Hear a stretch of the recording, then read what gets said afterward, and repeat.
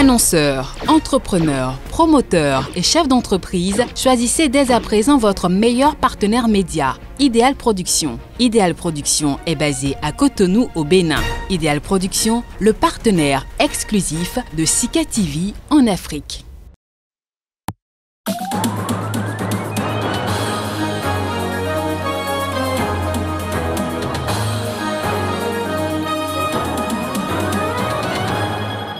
Au Nigeria, l'armée a exprimé ce lundi son soutien au président Muhammadu Buhari, critiqué pour son incapacité à endiguer l'insécurité. L'armée a également balayé catégoriquement toute probabilité d'un coup d'État. En Algérie, 230 pompiers ont été lourdement sanctionnés pour avoir manifesté. Ils seront également poursuivis en justice. Les sapeurs-pompiers, comme les policiers, n'ont pas le droit de grève ni celui de manifester. À la tombée de la nuit à Tunis, la voie est désormais libre pour les cyclistes. Le couvre-feu en vigueur dans la capitale tunisienne profite à ces passionnés de vélo qui deviennent rois de la route par ces temps de Ramadan.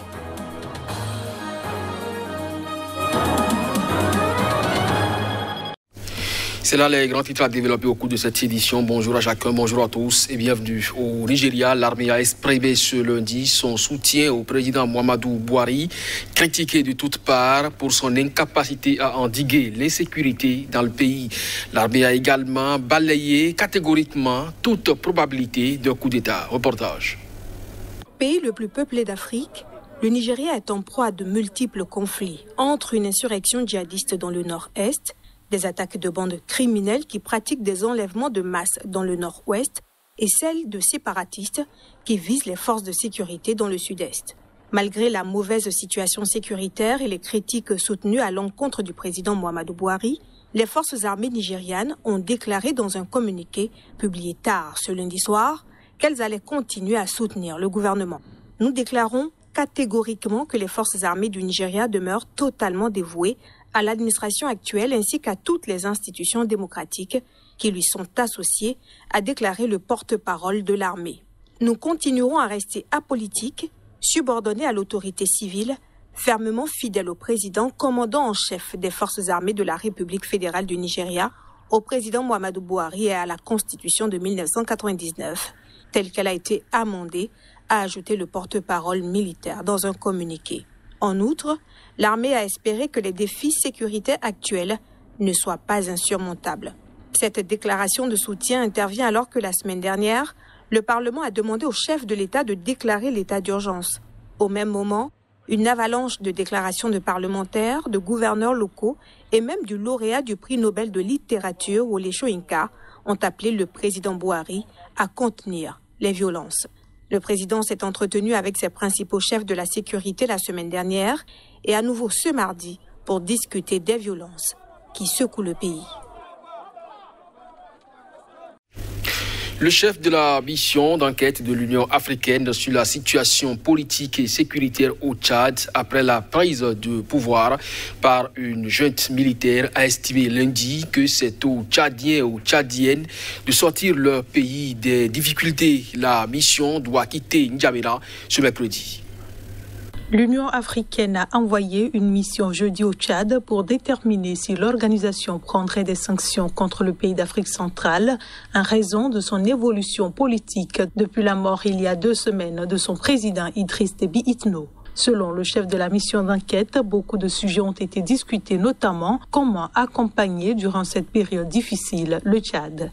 La mission doit quitter N'Djamena mercredi pour remettre dans la foulée son rapport au Conseil paix et sécurité de l'UA qui se prononcera ensuite sur d'éventuelles sanctions contre le Tchad. Il est bien évident que c'est d'abord aux Tchadiens et aux Tchadiennes de vouloir sortir leur pays des difficultés. L'Union africaine, les partenaires de manière générale seront là pour aider, mais surtout il reviendra à eux de s'entendre politiquement. Bien sûr, le Conseil était divisé. Les uns pensant qu'il fallait tout de suite appliquer les textes et le protocole du Conseil de paix et de sécurité, les autres disant il faut qu'on examine, il faut qu'on donne un peu plus de temps parce que la situation concerne pas seulement le Tchad, mais un ensemble beaucoup plus grand. Nous avons vu l'ensemble des acteurs, les partis d'opposition Et également, ceci nous permet d'avoir une vue beaucoup plus globale de la situation qui prévaut ici et il était important d'écouter tous les acteurs. Au Tchad, un gouvernement de transition a été nommé par la junte dimanche soir, moins d'une semaine après la nomination d'un premier ministre de transition. On reste au Tchad où des jeunes ont exprimé leurs réserves face au gouvernement de transition nommé par la junte au pouvoir suite au décès de l'ex-président Idriss Déby Itno. On écoute quelques réactions. Cette jeunesse, on trouve que ce n'est pas quelque chose de bon. Et on va encore se reposer contre ces gens. Parce que nous, on ne vise pas le gouvernement, on veut un changement pour ce pays. Et ce changement doit se passer par le respect des textes qui régissent notre République. Un élément de Charles Kazabo aussi qui est entré et que le CMP va continuer. Mais si on voit que c'est les mêmes têtes, c'est la continuation du régime précédent, on sait qu'il n'y a pas de changement et les gens vont être frustrés, quoi. Donc c'est un peu ce que je pense. Donc quand on parle de changement ici, je vois un changement global. Pas qu'on change quelques têtes, on met quelques opposants et on parle de changement, ça c'est pas un changement. L'impression qu'on a, c'est que les gens se cherchent. Et voilà rapidement, un gouvernement est constitué. Apparemment, c'est comme s'il n'y a pas consensus. On a voulu, après le conseil militaire, mettre sur pied la structure qui est le gouvernement de transition. Et puis peut-être d'un moment à l'autre, dans les heures qui suivent, sinon les jours, on aura donc le Conseil national de salut. L'impression qu'on a, c'est comme si on veut tout mettre en place avant que la délégation de l'Union africaine ne tire ses conclusions. Le président Déby était tout puissant, il a régné comme un dieu sur le Tchad pendant 30 ans.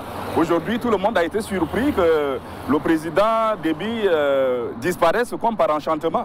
Donc aujourd'hui, quel que soit celui qui arrive là, le peuple est toujours plus fort que le conseil militaire de transition ou bien que les manœuvres qui sont en train d'être faites.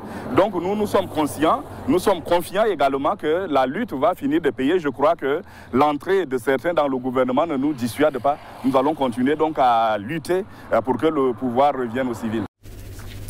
En Algérie, 230 pompiers ont été lourdement sanctionnés pour avoir manifesté. Ils seront également poursuivis en justice. Les sapeurs-pompiers, comme les policiers, n'ont pas, rappelons-le, le droit de manifester ou de gréver celui en Algérie. Reportage. Plusieurs centaines d'agents de la protection civile, pompiers pour la plupart, ont défilé en uniforme non loin du siège de la présidence algérienne à El Mouraïdia. Les manifestants se plaignent que leur salaire de base n'est que de 15 000 dinars, alors que le salaire national minimum garanti est de 20 000 dinars, un peu plus de 125 € depuis 2020. En outre, les soldats du feu disent travailler 80 heures par semaine, quand la durée légale du travail hebdomadaire est de 40 heures. Au lendemain de cette marche violemment réprimée par la police, selon des déclarations de pompiers relayées sur les réseaux sociaux, le ministère algérien de l'Intérieur a annoncé ce lundi suspendre et poursuivre en justice 230 pompiers ayant manifesté. Ces 230 agents de la protection civile sont accusés d'avoir enfreint le statut particulier des fonctionnaires appartenant au corps spécifique de la protection civile. Les sapeurs-pompiers, comme les policiers, n'ont pas le droit de grève ni celui de manifester. Le ministère de l'Intérieur dénonce une trahison des devoirs et responsabilités dans le but de déstabiliser et de discréditer ce corps de métier. Il enjoint les agents de la protection civile qui font partie des corps constitués à ne pas suivre les appels qui visent à déstabiliser cette institution.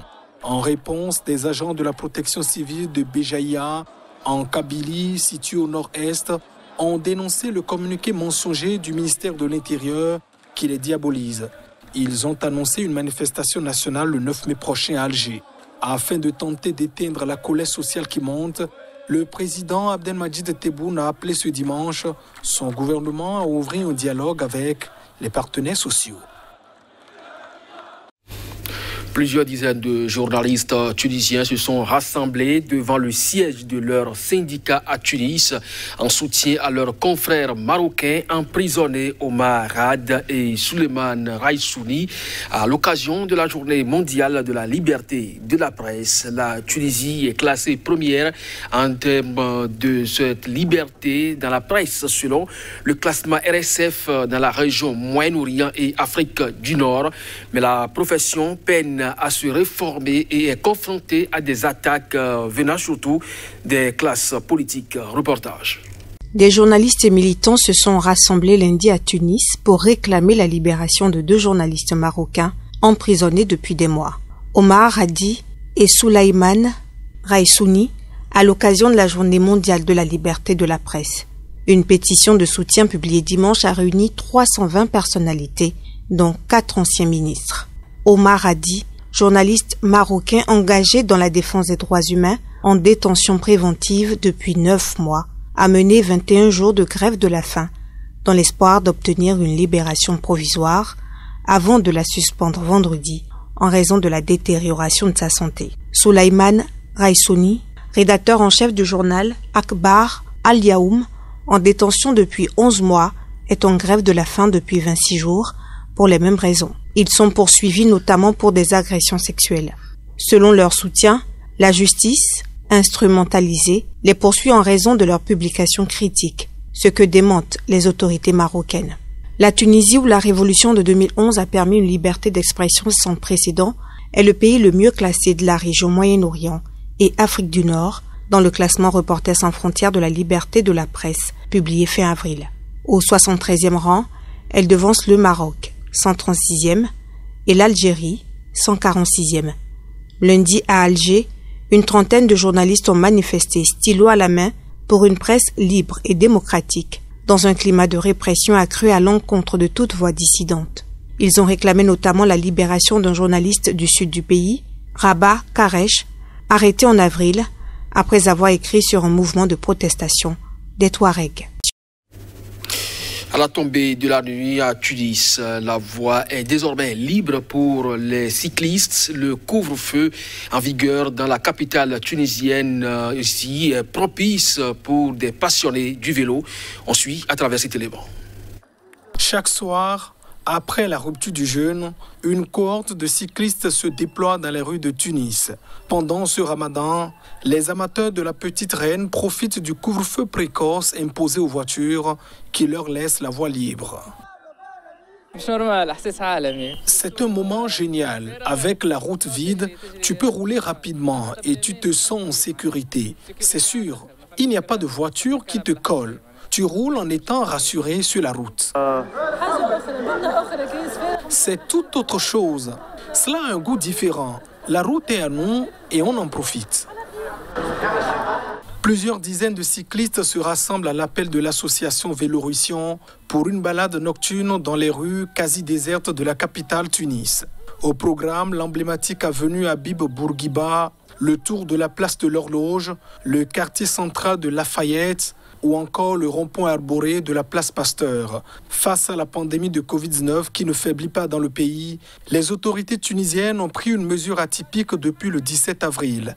La circulation de tous les types de véhicules motorisés est interdite entre 19h et 5h du matin. En revanche, les personnes non motorisées peuvent circuler jusqu'à 22h, heure du couvre-feu. Une aubaine pour les cyclistes qui en profitent même pour faire la promotion du vélo comme moyen de transport écologique, économique et sanitaire. Voilà, c'est sur cette note que se referme ce journal. Merci à vous de nous avoir suivis. Bonne journée en compagnie des programmes de SICA.